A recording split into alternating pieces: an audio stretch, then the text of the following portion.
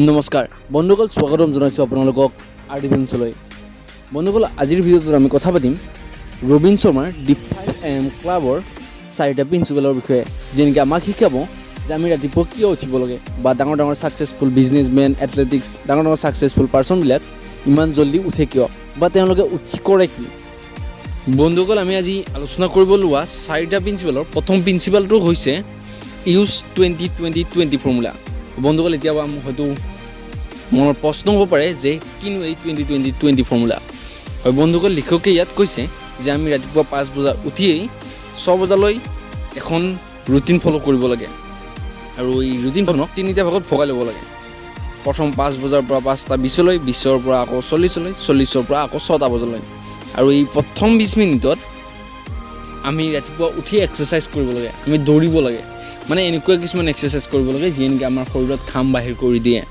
মানে ৰাতিপুৱা উঠিয়ে এনেকুৱা ধৰণৰ এক্সাৰচাইজ এইকাৰণে কৰিব লাগে বুলি কৈছে, কাৰণ যদিহে আমি এনেকুৱা ধৰণৰ এক্সাৰচাইজ কৰোঁ তেতিয়াহ'লে আমাৰ এনাৰ্জি আৰু যিটো ফ'কাছিং পাৱাৰ, সেই ফ'কাছিং পাৱাৰটো বহু পৰিমাণে ইনক্ৰিজ হয়।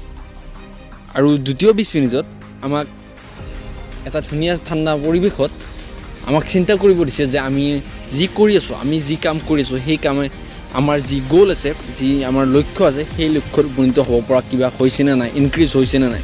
আৰু ৰবীন শৰ্মাই আমাক এইটো কৈছে যে আমি এই যিবোৰ আমাৰ ফিডবেকবিলাক আমি কৰি থকা কামৰ পৰা আমাৰ ইনক্ৰিজ হৈছে নে আমাৰ ডিক্ৰিজ হৈছে, এইবোৰ লিখি থ'ব দিছে।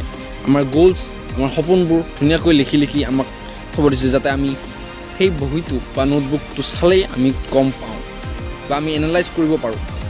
এইখিনি সময়ত আমি মেডিটেশ্যন বা প্লেনিঙো কৰিব পাৰোঁ, যিয়ে নেকি আমাক দিনটোত ভাল ভাল সিদ্ধান্ত লোৱাত বা ভাল ভাল ডিচিশ্যন লোৱাত সহায় কৰিব পাৰে, যি ইয়াৰ পৰা নেকি আমি সেই আমাৰ যিটো লক্ষ্য, সেই লক্ষ্যত উপনীত হ'ব পাৰোঁ।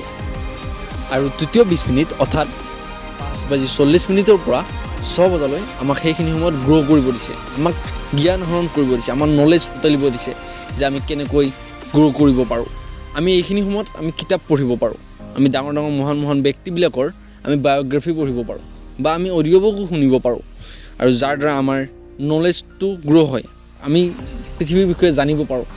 আৰু এই 20-20-20 ফৰ্মুলা যদি আমি প্ৰায় এবছৰ ফ'ল' কৰোঁ, তেতিয়াহ'লে আমি বছৰত প্ৰায় 122 ঘণ্টা এক্সাৰচাইজ কৰা হ'ব।